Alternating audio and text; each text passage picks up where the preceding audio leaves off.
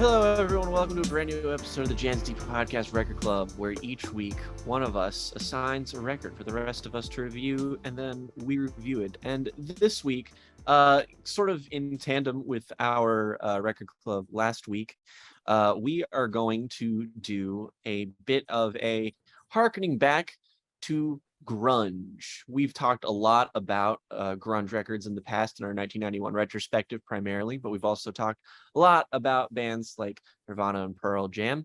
And now we're going to be talking about one of the lesser known acts from that particular scene. But now I think as beloved as some of those records, we're going to be talking about Sweet Oblivion by the band Screaming Trees.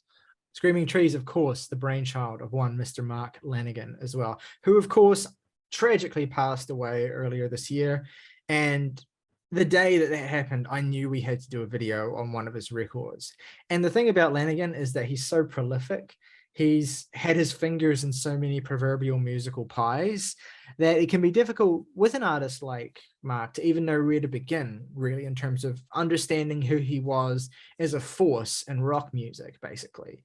You know, not only do you have, of course, the Screaming Trees records, he has a number of really, really successful solo albums as well. And of course, his work with bands like Queens of the Stone Age as well. Our very last record club was on 2002's Songs for the Deaf, which turned 20, last month. And now we're talking about Sweet Oblivion. And this was kind of the obvious pick to me because this has also turned, it celebrated an anniversary very recently. This turned 30 last month as well, around the same time as the Queens of the Stone Age album, I think, as well.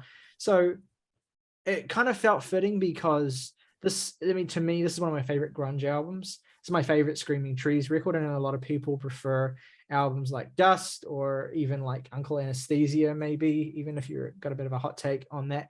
But to me, this is the one I connect with the most. This is the one I've always loved the most. And one of the other reasons why it felt appropriate to celebrate it turning 30 was that, long-time subscribers of the channel may remember when we did last year a 1991 retrospective, one of the biggest projects we've ever undertaken, where we celebrated the 30th anniversary of a whole bunch of albums that came out in 1991, which was a flagship year for grunge, right? Like it was a defining year, for all of the bands that we associate with that critical era of grunge music. And the Screaming Trees, I think, have always kind of lived in the shadow a little bit. I mean, when you listen to them, when you listen to this record as well, you can hear sounds that, Lanegan's vocal performance can be at points reminiscent of Cobain, of Lane Staley. I mean, the band themselves can evoke, other more recognized and celebrated grunge classic artists. And maybe to some extent, Screaming Trees don't get a little bit forgotten because they don't have as much of a distinct, I guess, sound or personality compared to some of those other bands. But to me, that's almost kind of, I understand that, and I understand why that may have had an influence on, the comparatively less esteemed reputation this band has. But I mean, to me, it very much misses the point of what is so satisfying about Screaming Trees, which is that they are a phenomenally talented grunge band. They're a phenomenally powerful band. I mean, this album as well has one of their biggest singles ever on it, Nearly Lost You as well, which was on the singles soundtrack, which just did incredibly well in its time too. And I think benefited as well from the fact that this record did come a year after the grunge wave really kicked into gear with, the release of 10 and Bad Motorfinger, and of course, Nevermind as well. This was the public were primed for a band like Screaming Trees, who had been around for a while up to this point. Like, let's not forget that. The Screaming Trees had been around since the mid-'80s, and they've been putting out records really, really consistently. And they had been evolving their sound as well. I mean, in a lot of ways, they are kind of one of the earliest grunge bands, really. They're one of the earliest and first bands to kind of pioneer the sound that we associate with this particular era. But they've also got like this sort of slightly more psychedelic, slightly noisier, and also slightly more alt-rocky edge as well, that kind of puts them more in line with bands like the Afghan Wigs as well, who I associate a lot with Screaming Trees. I mean, their records, I think, sound fairly similar. Though the Afghan Wigs, I think, take a little bit more from blues influence and things like that. Screaming Trees are almost like the more kind of overtly emotive and sort of hard on sleeve side of that sort of thing. Like Lanegan as a lyricist is not particularly elaborate, nor is he particularly poetic here. I mean, I think even in his solo work, he would kind of blossom a little bit more as a lyricist. But still, I think this is like, one of the thoughts I had listening to this yesterday and thinking about the connection between blues and grunge and that sort of thing is that grunge is kind of like, it's the missing link between blues and emo, I think, to a certain extent. And it's like some bands, I think, lean further into one side of that than the other. I think most of the bands that we associate with being kind of grunge staples do lean more in towards the kind of bluesy, rootsy side of things. But some bands just lean more into the side of making as much noise as possible and really kind of creating these swirling maelstroms of guitar, essentially. And that's Screaming Trees to me. They've always kind of been distinct in that real, like, again, alt-rockier sense in which they've leaned more towards the noisier, more chaotic side of things. Like almost, I would say, like, I don't want to say progressive. It's a word that we always kind of keep coming back to, but they always felt like they were interested in different things musically. Like there's almost a primitiveness to some of those kind of classic grunge bands. Whereas I think Screaming Trees are much more about making elaborate noise, essentially, and kind of taking punk to its logical extremes in a lot of ways.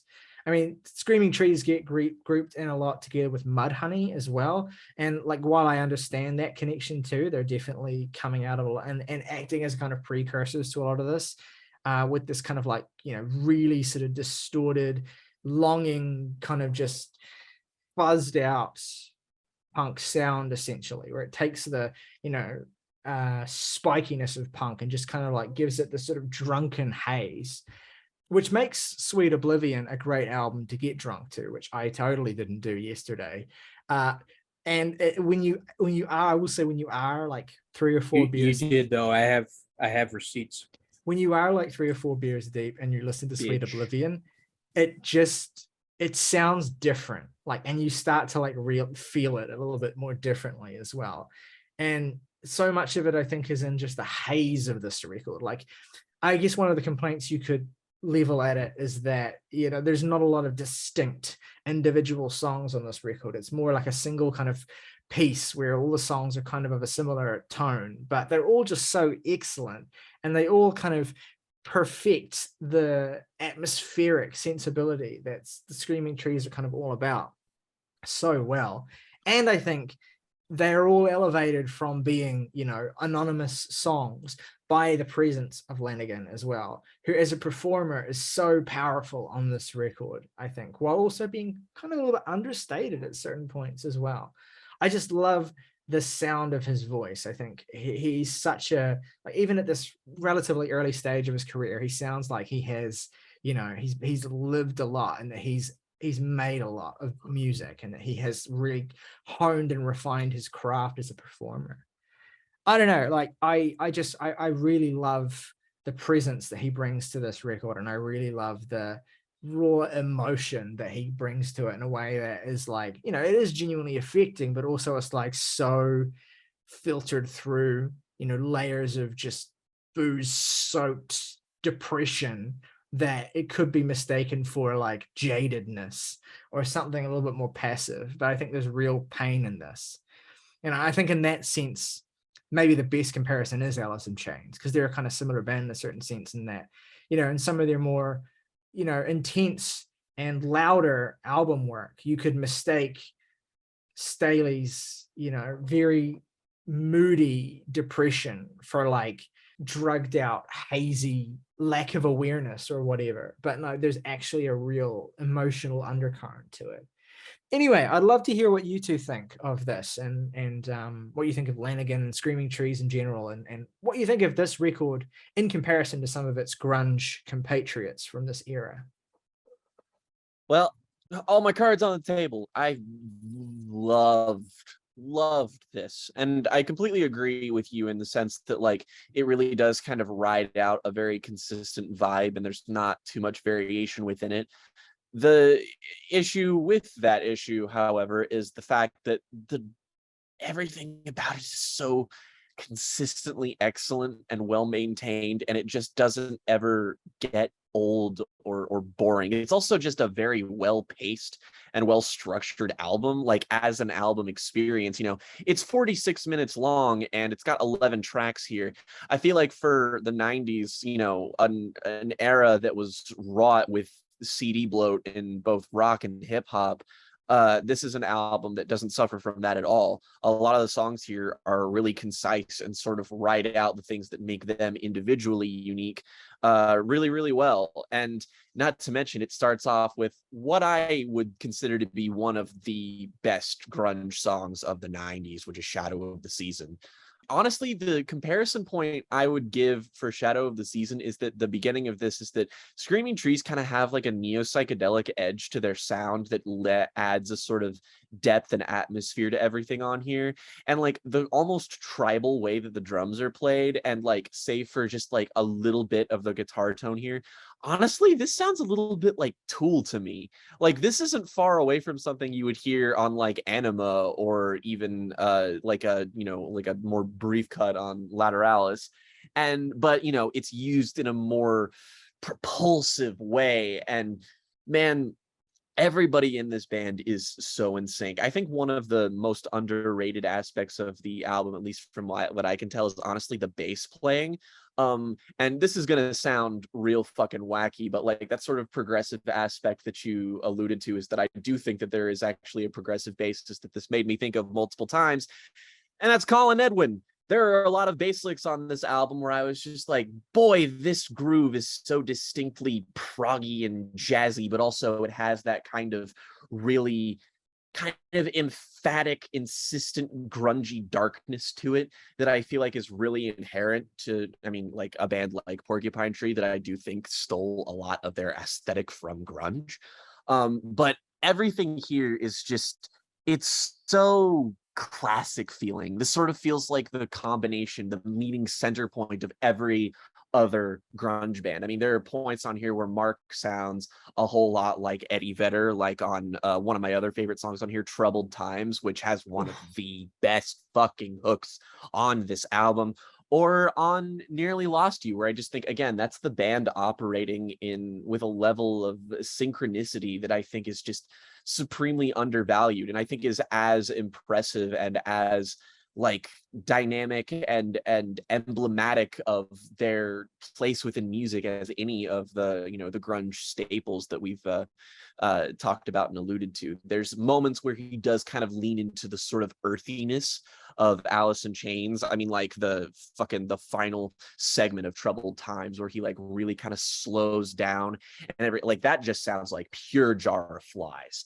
And that's sort of like the appeal of Sweet Oblivion to me as an album experience, is that you kind of get the entirety of grunge as a movement in one album that manages to not feel disparate. Because we kind of mentioned this, is that grunge is sort of an ill-fitting genre label in that there's so much variation even just between the big four of grunge. Is like there's so much about these bands that is different and distinct from one another, but all of them are still found here, but in a way that doesn't feel sloppy. It understands, like I would say that this album, maybe more than any other grunge release, save for the one I'm comparing it to, has the most in common and shares the most common DNA with that of blues rock, and I feel like has the most in common with something like Temple of the Dog.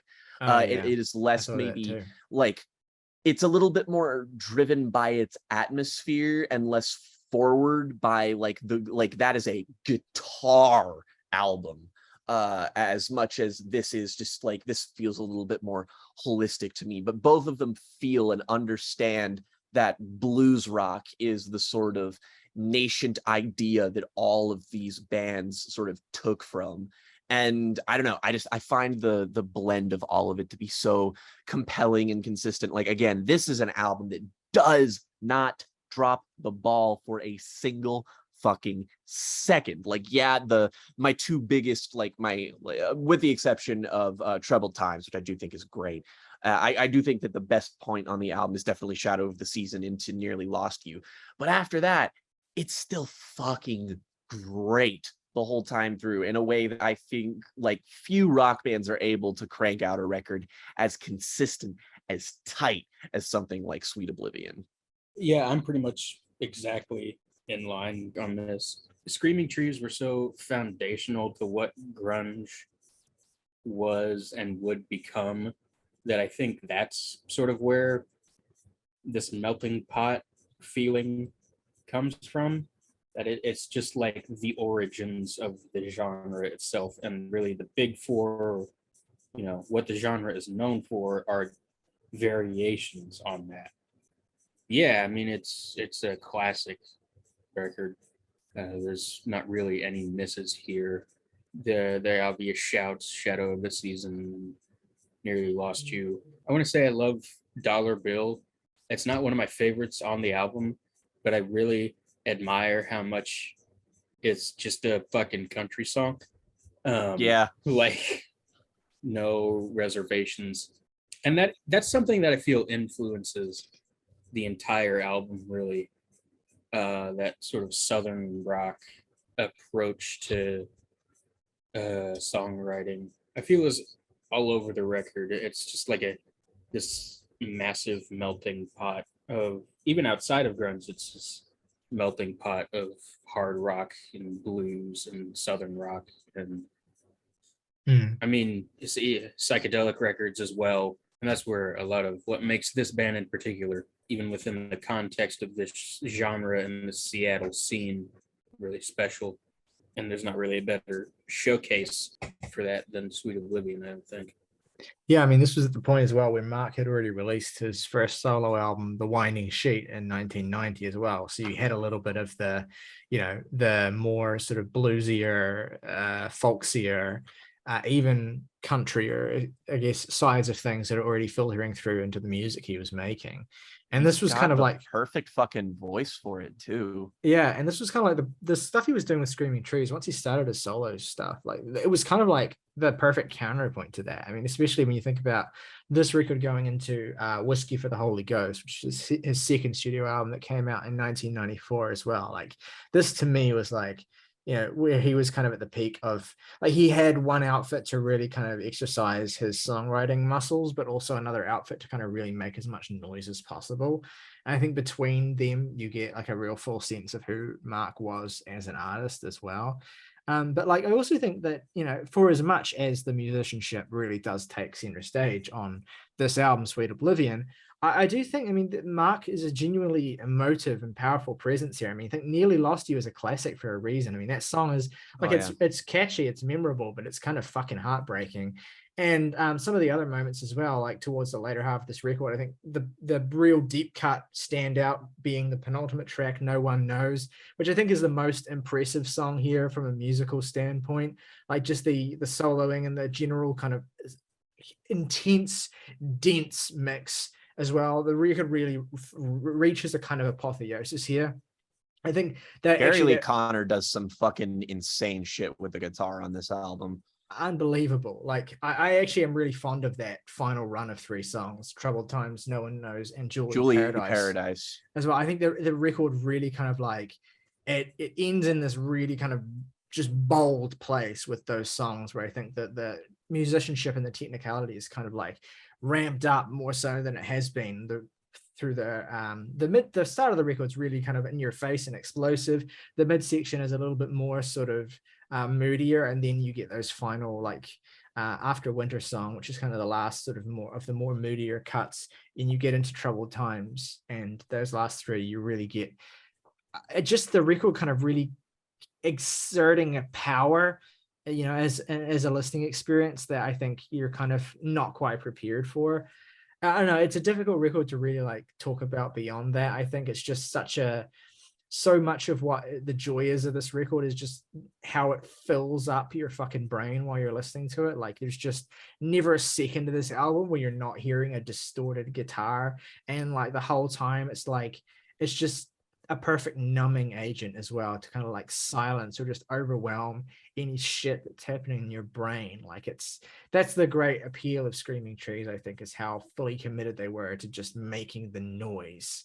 And I know a lot of people prefer Dust, and I mean, I only barely prefer this to Dust. I mean, they're basically I gotta equals. check that out. Dust is like it's like, yeah, it's even more The bad motor devastating. finger and super unknown dilemma. Yeah, no, exactly. I think, yeah, it's difficult. Like, I know that Lanegan's death really colors the way that I, interrogate any of these records now, in the same way that, Lane Staley's death really colors the way that, and Chris Cornell's death as well, really colors the way that you view any of their records. But yeah, I found this to be a really emotional experience this week, in a way that I don't think I had experienced Lanegan's work before, like, when he was alive.